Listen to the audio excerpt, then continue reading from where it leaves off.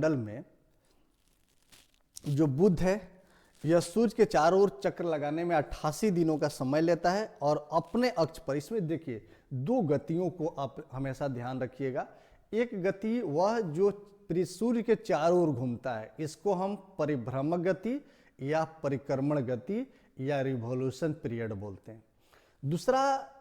दूसरा जो गति है वो है घूर्णन गति। घूर्णन का मतलब होता है घूमना। अपने ही अक्ष पर अगर वह रोटेट कर रहा है, रोटेशन हो रही है, घूम रहा है, तब उसको हम बोलेंगे घूर्णन गति। अगर अपने अक्ष पर घूम रहा है तब वह घूर्णन, और यदि सूर्य के चारों ओर घूम रहा है तब वह परिक्रमण। तो सूर्य के चारों ओर ये जो बुध है यह सूर्य के चारों ओर ऐसे ऐसे घूम रहा है, तब इसको हम बोलेंगे परिक्रमण। तो इस परिक्रमण को करने में इसको लगता है 88 दिनों का समय। अच्छा, एक परिक्रमा जब पूरा हो जाती है ना तो इसको बोलते हैं एक वर्ष, एक ईयर उसको बोलते हैं जब वह एक बार परिक्रमा कर लेता है। तो बुध एक बार परिक्रमा 88 दिन में करता है, तो बुध पर एक वर्ष कितने दिनों का होगा? 88 दिनों का होगा। ठीक उसी तरह से यह अपने अक्ष पर जब वो रोटेट करता है, जब घूमता है, तो इसको लगता है 59 दिनों का समय। अभी 59 डेज में यह, अच्छा 1 डेज हमारे कहने का मतलब है कि हमारे यहाँ जो दिन का अवधि है वो 24 घंटे का है। तो 24 घंटा में वहाँ पर हमारा जो एक दिन है, वहाँ का जो 59 दिन में हम 24 घंटे से गुना कर लें तो वो घंटा हो जाएगा। तो कुल मिलाकर के जो बुध है वो 59 दिनों में अपने अक्ष पर घूमता है और सूर्य के चारों ओर चक्र लगाने में 88 दिनों का समय लगता है। इसके ठीक बाद है शुक्र। दूसरा जो नंबर है वो शुक्र का है। शुक्र भी अपने अक्ष पर 243 दिनों में अपने अक्ष पर घूमता है, जबकि सूर्य के चारों ओर घूमने में यह 255 दिनों का समय लगाता है। इस दोनों के पास में अपना कोई भी उपग्रह नहीं है, मतलब उसका कोई अपना चंद्रमा नहीं है। तीसरा जो ग्रह है वह है हमारे पृथ्वी। यह सूर्य के चारों ओर के परिक्रमण जो है वो 365 दिन 6 घंटे में लगाती है, लेकिन 6 घंटे हम लोग काउंट नहीं करते हैं। 6 घंटे को हम लोग साइलेंट रखते हैं और प्रत्येक 4 वर्षों के बाद में हम 6 गुने 4 मतलब 24 घंटे को पूरा करते हैं। और 24 घंटा हम किसी नहीं फरवरी महीने में हम इसको ऐड कर देते हैं, तो इस वर्ष को हम लीप ईयर कहते हैं। प्रत्येक 4 वर्ष बाद, जैसे मान लीजिए कि एक वर्ष होता है हमारा 365 दिन 6 घंटे का, तो 6 घंटा हमने छोड़ दिया। एक साल छोड़ा, दूसरा साल छोड़ा, तीसरा साल छोड़ा, चौथा साल में वह 6 करके वह 24 घंटे हो गया। तो 24 घंटा में हमारे एक दिन और रात हो गया, तो एक दिन को हमने ऐड कर दिया किसमें? वर्ष में। तो हर एक चौथा जो साल है वह 366 दिन का होगा, और जिस साल में 366 दिन होगा उसको हम लीप ईयर बोलेंगे। और यह जो लीप ईयर है इसमें जो फरवरी का महीना है यह 28 के जगह पर 29 दिनों का होगा। तो जो पृथ्वी है हमारी, यह परिक्रमा करने में 365 दिन लगाती है और अपने अक्ष पर घूमने में 1 दिन लगाती है, मतलब 24 घंटे में यह पूरा करती है। इसकी जो चंद्रमा का संख्या हो 1 है। चौथा है हमारा मंगल। सूर्य के चारों ओर यह परिक्रमा करने में 687 दिनों का समय लगता है और अपने अक्ष पर घूमने में यह मात्र 1 दिन का, मतलब वही 24 घंटे का समय लेता है। तो जिस तरह से मंगल का हमारा रोटेशन पीरियड है, उसी तरह से हमारे पृथ्वी का भी रोटेशन पीरियड है। इसके चंद्रमा की संख्या 2 है, फोबोस और डीमोस, इसके 2 उपग्रह है। इसके बाद में 5वां जो हमारा ग्रह है वो है बृहस्पति। बृहस्पति सूर्य के चारों ओर एक चक्र लगाने में 11 साल 11 महीने का समय लेता है, मतलब हम ये कह सकते हैं कि लगभग 12 साल में यह एक चक्र पूरा करता है। चंद्रमा इसका जो अपने अक्ष पर घूमने का जो पीरियड है वह 9 घंटा 56 मिनट है, मतलब ऑलमोस्ट 10 घंटे का, और चंद्रमा की संख्या 53 है। सूर्य के चारों ओर एक परिक्रमा करने में शनि को 29 साल 5 महीने लगते हैं, जबकि अपने अक्ष पर घूमने में 10 घंटा 40 मिनट का समय लगता है। चंद्रमा की संख्या 53 है। तो बृहस्पति और शनि दोनों के जो उपग्रह हैं इसकी संख्या 53 है। अगर हम यूरेनस का बात करें तो यूरेनस एक चक्र लगाने में 84 साल का समय लेता है और अपने अक्ष पर घूमने में 17 घंटा 14 मिनट का समय लेता है। साथ ही साथ अगर हम नेपच्यून को देखें तो सूर्य के चारों ओर इस परिक्रमा करने में 164 दिन का समय, अपने अक्ष पर घूमने में 16 घंटा 7 मिनट का समय लेता है और चंद्रमा की जो संख्या है वह 13 है। तो नेपच्यून के चंद्रमा 27 है, ये यूरेनस के 27 है और नेपच्यून के 13 है। इसको हम लोग एक अगर ग्राफ पर बात करें, थोड़ा सा आइए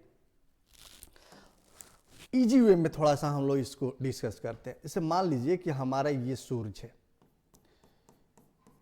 है, जो प्रश्न पूछे जाते हैं एग्जाम में या सौर मंडल से संबंधित जो हमारा डाटा है, हम इसको हेडिंग बना लेते हैं एक सौर मंडल। सौर मंडल का जो हमारा डाटा है, इसमें जो प्रमुख हमारा जो तारा है यह है सूर्य, यह केंद्र में स्थित है। तो इसमें जो प्रश्न पूछे जाते हैं, ये पूछा जाता है कि सौर मंडल में कौन कौन से ग्रह हैं, इनमें इनका जो घूर्णन काल है, ये परिक्रमण काल कितना, मतलब कि सूर्य का परिक्रमा कितना दिनों में कर लेते हैं, यह अपने अक्ष पर कितने देर में घूम लेते हैं, इनके चंद्रमा मतलब उपग्रहों की संख्या कितनी है, उपग्रह कौन सा है। अच्छा, इनका आकार भी पूछ लिया जाता है कि इसमें कौन बड़ा है कौन छोटा है, आकार के अनुसार। पोजीशन के अनुसार हम लोग अभी बात कर लेंगे कि कौन सी स्थिति पर है, पहला नंबर पर, दूसरा नंबर पर, तीसरा नंबर पर। तो यही ऑलमोस्ट प्रश्न पूछे जाते हैं। इसे मान लीजिए कि हम कुल ग्रहों की बात करें तो सौर मंडल में 8 ग्रह शामिल हैं। जो पहला ग्रह है, हम इसको यहाँ पर लिख देते हैं, ग्रहों का जो नाम है यह बुध है। पहला ग्रह कौन सा है, बुध है। दूसरा शुक्र है, तीसरा पृथ्वी है, चौथा मंगल है, पांचवा बृहस्पति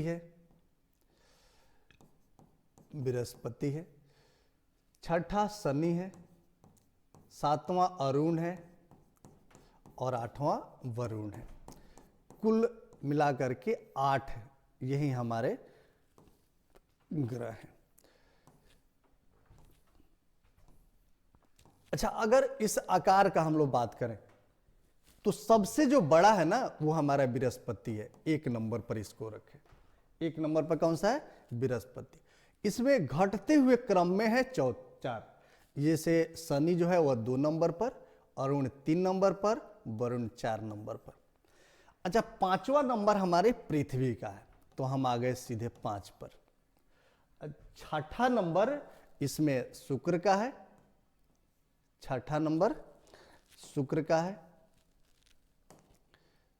और 7वां नंबर मंगल का है और 8वें पर बुध है। मतलब कि हम कह सकते हैं कि जो सबसे बड़ा हमारा ग्रह है, सबसे बड़ा कौन सा है तो बृहस्पति है, सबसे छोटा कौन सा है तो बुध है और हमारी पृथ्वी का कौन सा नंबर है, 5वां नंबर है। क्रम में पृथ्वी 3रे नंबर पर है और आकार में 5वें नंबर पर है। थोड़ा सा इसको हम लोग और आगे की ओर एलेबरेट करते हैं, परिक्रमण पर बात करते हैं।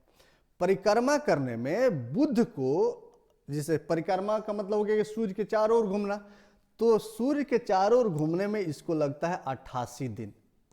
कितना दिन, 88 दिन। और घूर्णन करने में इसको लगता है 59 दिन।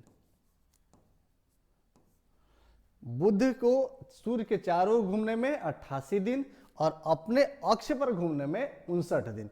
और इसके अगर उपग्रह का बात करें तो इसके पास कोई भी उपग्रह नहीं है।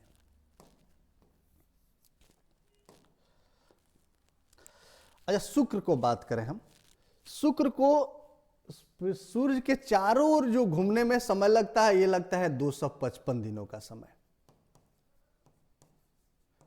और अपने अक्ष पर घूमने में इसको लगता है 243 दिन। पृथ्वी को सूर्य के चारों ओर घूमने में लगता है 365 दिन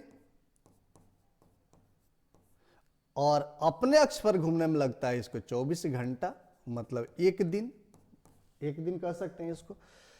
मंगल को घूमने में, सूर्य के चारों ओर घूमने में लगता है 687 दिन, और अपने अक्ष पर घूमने में लगता है इसको 24 घंटा। साथ ही साथ बृहस्पति को चारों ओर जो घूमने का जो टाइम है वह है 11 महीना 11 साल, सॉरी 11 साल और 11 माह, इसको 12 साल भी कहा जा सकता है। और अपने अक्ष पर जो इसके घूमने का जो टाइम है, आप इस फिगर पर आप देख सकते हैं जो हम लोगों ने अभी यहां पर किया था बृहस्पति को, कि 11 साल 11 महीना यानी कुल 12 साल, और अपने अक्ष पर घूमने में इसको 9 घंटा 56 मिनट का समय लगता है ना। तो यह बृहस्पति को 11 महीना 11 साल 11 महीने या 9 घंटा 56 मिनट, 9 घंटे 56 मिनट। शनि को यह 29 साल 5 महीना लगता है, 29 वर्ष 5 माह, जबकि अपने अक्ष पर जो घूमने का जो टाइम है यह है 10 घंटे 40 मिनट का। उसी तरह से अरुण को कुल 84 वर्ष लगता है, 84 वर्ष। और ये जो है अपने अक्ष पर अगर ये घूमने की इसके बात करें तो यह कुल मिलाकर के 17 घंटा 14 मिनट में अपने एक चक्र को पूरा कर लेता है। 17 घंटा 14 मिनट मतलब 17.25 घंटा में यह अपने एक चक्र को पूरा कर लेता है, 17.14 मिनट। वरुण 164 वर्ष लेता है और यह अपने अक्ष पर घूमने में जो समय लेता है यह 16 घंटे 7 मिनट का समय लेता है। तो हमारा एक ये डाटा है। अच्छा, दूसरा उपग्रहों की संख्या का हम बात करें तो उपग्रहों का पहला इसके पास कोई उपग्रह नहीं है, मतलब ये शून्य है। शुक्र के पास भी शून्य है, कोई नहीं है। पृथ्वी के पास एक है, कौन है भाई? चंद्रमा है। मंगल के पास कितना है? तो इसके पास भी 2 है, एक का नाम है फोबोस और दूसरों का नाम है डिमोस। बृहस्पति के पास जो उपग्रह है वह 53 है। अच्छा, इस 53 में जो सबसे बड़ा है ना वो है गैनीमेड। गैनीमेड ब्रह्मांड का ज्ञात सबसे बड़ा यह उपग्रह है। यह बुध से भी बड़ा है, लेकिन यह ग्रह का चक्र लगाता है इसलिए यह उपग्रह कहलाता है। ये शनि के पास में भी 53 है। अच्छा, 53 में इसका जो टाइटन है ये काफी महत्वपूर्ण है। टाइटन, कई बार प्रश्न पूछे गए हैं कि टाइटन किसका उपग्रह है? किसका उपग्रह है? यह शनि का उपग्रह है। अरुण के पास में है टोटल 27। अच्छा, इस 27 में जो सबसे महत्वपूर्ण है यह है टिटेनिया।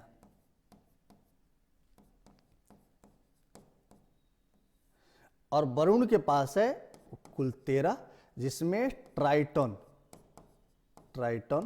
सबसे महत्वपूर्ण है। अच्छा, इसमें एक डाटा और भी पूछ लिया जाता है, इससे कुछ इसके उपनाम है ना। उपनामों का अगर हम चर्चा करें, उपनाम समझते होंगे, जैसे उसका कुछ निक नेम है, उपनाम।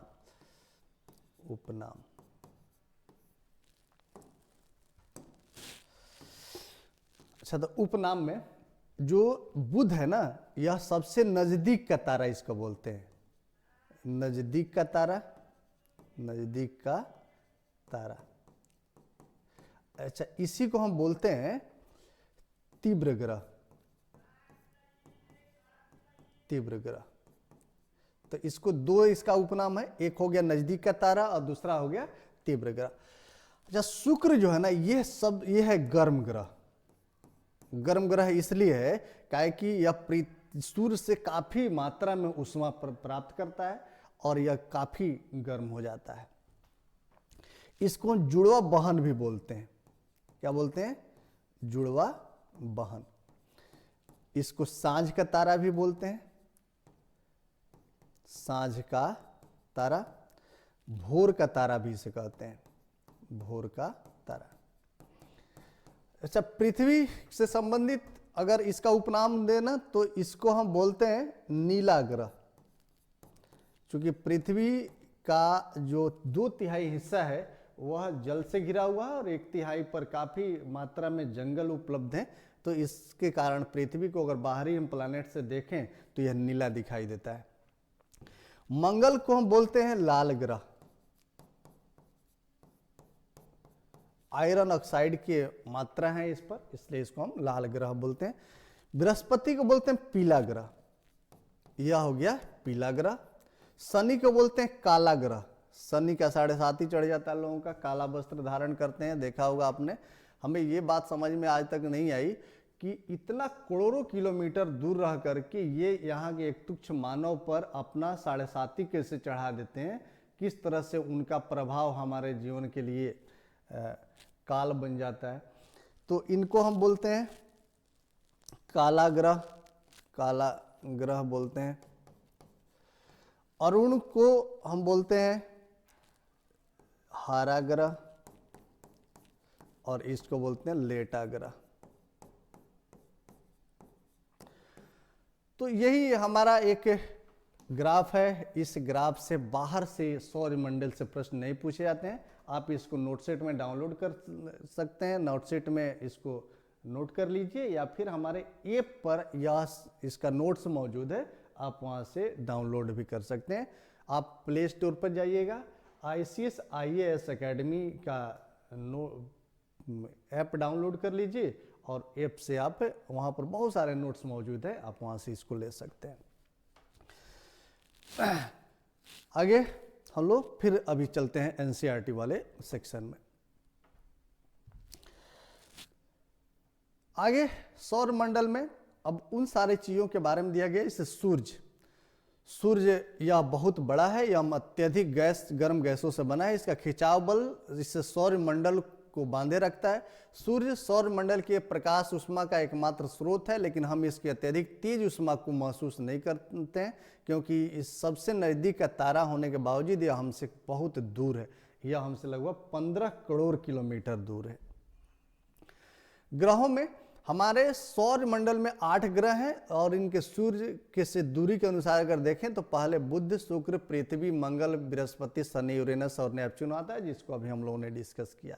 अगर आप इसको एक ट्रिक के माध्यम से याद रखना चाहते हैं तो NCERT ने भी एक आपको ट्रिक सुझाया है कि my very efficient mother just serve us nuts, मतलब कि M फॉर मरकरी मतलब बुध, V मतलब वीनस, वीनस मतलब शुक्र, E मतलब अर्थ, ये Mangal, Jupiter, Saturn, Uranus, Neptune. तो आगे हम देखते हैं सौरमंडल के सभी 8 ग्रह एक निश्चित पथ पर सूर्य का चक्र लगाती हैं, रास्ते दीर्घवृत्ताकार में फैले हुए हैं, जो कक्षा कहलाते हैं। काफी महत्वपूर्ण है, आप इसको नोट डाउन करिएगा। यह जो इसका जो पथ है वह किस तरह का है, दीर्घवृत्ताकार पथ है। इनका जो पथ है वो है दीर्घवृत्ताकार पथ, इनके रास्ते दीर्घवृत्ताकार फैले हुए हैं, यही कक्षा कहलाते हैं। बुध सूर्य के सबसे नजदीक है, अपनी कक्षा में सूर्य के चारों ओर एक चक्कर लगाने में 88 दिन का समय लेता है। शुक्र को पृथ्वी का जुड़वा ग्रह कहा जाता है, क्योंकि इसका आकार एवं आकृति लगभग पृथ्वी के समान है, जो अभी हम लोगों ने डिस्कस किया है। इसको शुक्र को हम साय का तारा या भोर का तारा भी कहते हैं।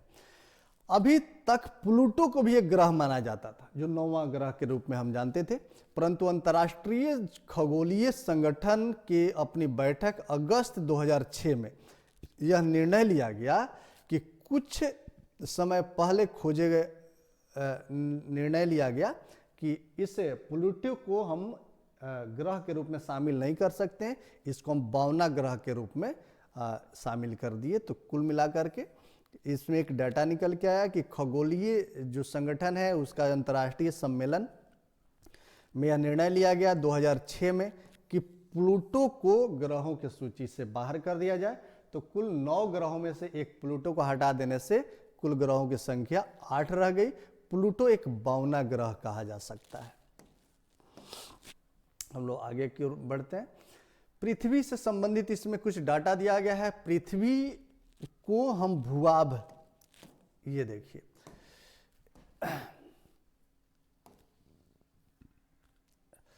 सूर्य से पृथ्वी तीसरा ग्रह है और आकार में यह पांचवा है। यह ध्रुवों के पास थोड़ी चपटी है, यही कारण है कि इसको हम भूभाग कहते हैं। यानी कि पृथ्वी जो है ना वह पूरी तरह से गोलीय नहीं है। यह क्या है कि इसका जो ध्रुव है वहां पर थोड़ा सा चपटा है, इसलिए इसको हम क्या कहते हैं, इसको भूभाग कहते हैं। भूभाग का अर्थ होता है पृथ्वी के समान, या इंग्लिश में इसको हम जियोइड बोलते हैं। जीवन के लिए यहाँ अनुकूल परिस्थितियां केवल पृथ्वी पर ही पाई जाती हैं, और पृथ्वी न तो अधिक गर्म है और न ही अधिक ठंडा है। यहाँ पानी एवं वायु उपस्थित हैं जो हमारे जीवन के लिए आवश्यक हैं। वायु में जीवन के लिए आवश्यक गैसें जैसे ऑक्सीजन मौजूद है। इन्हीं कारणों से हम पृथ्वी को सौर मंडल का सबसे अद्भुत ग्रह बोलते हैं। यह भी आपके ऑब्जेक्टिव में आएगा और इसमें ये पूछा जाएगा कि क्यों हम पृथ्वी को अद्भुत ग्रह बोलते हैं। तो इसका कारण है कि यहाँ वायु है, यहाँ जल है, यहाँ जीवन के लिए आवश्यक गैसें मौजूद हैं, इसीलिए हम इनको अद्भुत ग्रह बोलते हैं। अंतरिक्ष से देखने पर पृथ्वी नीला दिखाई देता है क्योंकि इसकी 2/3 सतह पर पानी से ढकी हुई है, इसे नीला ग्रह कहा जाता है। जो चंद्रमा है, अच्छा इसमें एक रोचक तथ्य भी ये दिए गए हैं कि जो नील आर्मस्ट्रांग है, ये व्यक्ति थे जिन्होंने 20 जुलाई 1969 ईस्वी को चंद्रमा के सतह पर अपना कदम रखा था, है ना, जिसमें राकेश शर्मा भी एक वैज्ञानिक है जिन्होंने इस मिशन का हिस्सा बने थे। हमारी पृथ्वी के पास केवल एक उपग्रह है जिसको चंद्रमा कहते हैं। इसका व्यास पृथ्वी के व्यास के केवल 1/4 है। यह इतना बड़ा इसलिए दिखता है क्योंकि यह हमारे ग्रह से अन्य खगोलीय पिंडों की अपेक्षा नजदीक है, और इसका जो दूरी है वह 3,84,400 किलोमीटर की दूर है। अब यह पृथ्वी से सूर्य और चंद्रमा की दूरियों की तुलना आप कर सकते हैं कि सूर्य हमारे यहाँ से 15 करोड़ किलोमीटर दूर है, जबकि चंद्रमा जो है वह 3,84,400 किलोमीटर दूर है। आगे चलते हैं। अच्छा, इसमें एक और डेटा दिया गया है कि उपग्रह एक खगोलीय पिंड होता है जो ग्रहों के चारों ओर उसी प्रकार चक्र लगाता है जिस प्रकार सूर्य के चारों ओर चक्र पृथ्वी लगाती है। अच्छा, मानव निर्मित उपग्रह एक कृत्रिम पिंड है। यह वैज्ञानिकों के द्वारा बनाया गया है जिसका उपयोग ब्रह्मांड के बारे में जानकारी प्राप्त करने एवं पृथ्वी पर संचार माध्यम के लिए किया जाता है। इसे रॉकेट द्वारा अंतरिक्ष में भेजा जाता है और यह पृथ्वी कक्षा में स्थापित कर दिया जाता है। अंतरिक्ष में उपस्थित कुछ भारतीय जो उपग्रह हैं उसमें इनसेट, IRS, एडुसैट इत्यादि उपग्रह मौजूद हैं। ये उपग्रहों के चित्र दिए गए हैं। हेलो, आगे देखें कि चंद्रमा एक चक्र लगाने में 27 दिनों का समय लेता है। यह चक्र लगाने में 27 दिनों का समय लेता है और उसी तरह से अपने अक्ष पर भी घूमने में लगभग 27 दिनों का समय लेता है। तो परिणाम स्वरूप पृथ्वी से अगर हम चंद्रमा को देखें तो इसका एक ही भाग हमें दिखाई देता है। क्षुद्र ग्रह हम बोलते हैं तारों के समूह, तारों ग्रहों उपग्रहों के अतिरिक्त असंख्य छोटे पिंड भी सूर्य के चारों ओर चक्र लगाते हैं। इन्हें हम क्षुद्र ग्रह बोलते हैं, एस्ट्रॉयड्स बोलते हैं।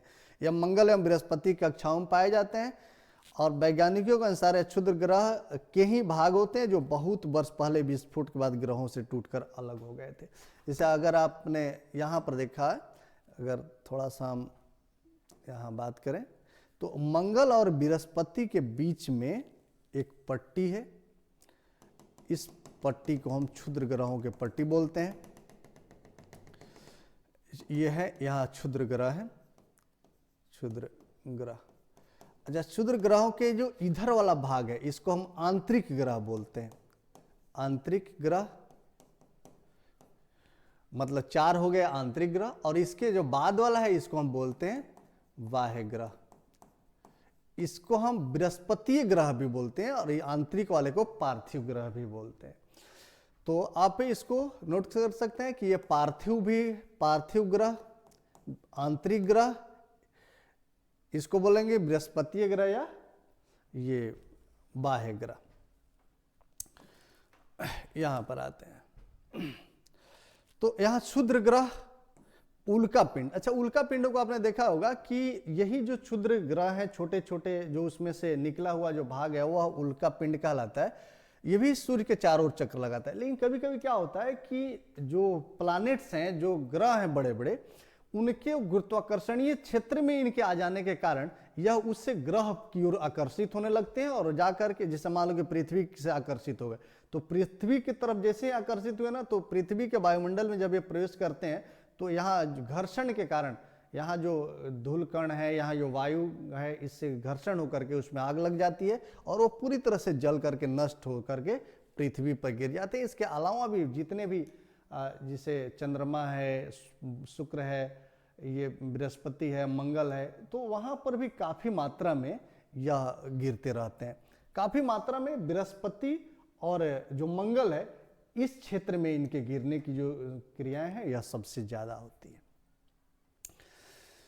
है। उल्का, सूर्य के चारों चक्कर लगाने वाले पत्थरों के छोटे छोटे टुकड़ों को उल्का पिंड कहा जाता है। कभी ये उल्का पिंड पृथ्वी के इतने नज़दीक आ जाते हैं कि इनकी प्रवृत्ति पृथ्वी पर गिरने जैसी होती है और इस प्रक्रिया के दौरान वायु के साथ घर्षण के कारण ये गर्म होकर जल जाते हैं। तो आगे आकाशगंगा के बारे में अब थोड़ा सा यहाँ पर देखेंगे कि आपने तारों के खुले आकाश में एक ओर से दूसरी ओर तक फैली चौड़ी पट्टी को देखा होगा आपने, और यह जो पट्टी है यह कहलाता है, आप यहां देखिए, ये इसे मान लीजिए कि यह आपका एक पट्टी है। इधर तो छोटे दिखाई दे रहे हैं, लेकिन यह काफी गहरा पट्टी दिखाई दे रहा है, तो इसको हम आकाशगंगा बोलते हैं। आकाशगंगा, यह आकाशगंगा हमारे सौरमंडल जो है और आकाशगंगा का ही एक भाग है, जो एक बहती हुई नदी के समान दिखाई देता है या बादलों के गैस के समान दिखाई देता है।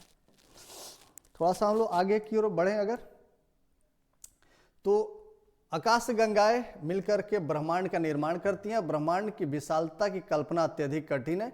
वैज्ञानिक अभी भी इसके बारे में जानकारी एकत्र करने में जुड़े हैं। यहाँ पर कुछ प्रश्न दिए गए हैं जिस पर हम लोगों ने सबसे क्लास के शुरुआत में ही डिस्कस किया था। तो आप क्या करिए, इस प्रश्न को लिखिए। अगर आप इसको डिस्क्रिप्टिव लिख रहे हैं तो आप हमारे संस्थान के नंबर पर आप इसको भेज भी सकते हैं। मैं आपको एक नंबर उपलब्ध करा देता हूं।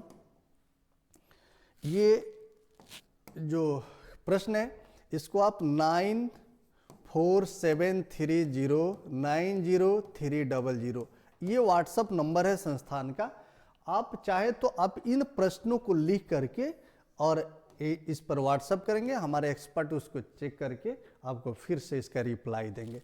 साथ में आप कमेंट सेक्शन में ये जो ऑब्जेक्टिव्स क्वेश्चन है, आप इस सारे ऑब्जेक्टिव का आंसर भी आप मुझे कमेंट सेक्शन में दीजिए, ताकि हमें पता चले कि आप इस पूरे क्लास में कितना मैंने फ़ायदा उठाया। और फिर कल के जो टॉपिक होगा वह इस क्लास का दूसरा टॉपिक होगा। छठा क्लास एनसीईआरटी ज्योग्राफी के दूसरे अध्याय पर हम लोग कल बात करेंगे और इस क्वेश्चन पर एक बार पुनः डिस्कस करते हुए current affairs, political science, history इत्यादि विषयों को हम लोग कितना बेहतर तरीके से कर पाएंगे जल्द से जल्द, इस पर हम लोग एक रणनीति के साथ कल के क्लास में मिलते हैं। तब तक के लिए जय हिंद।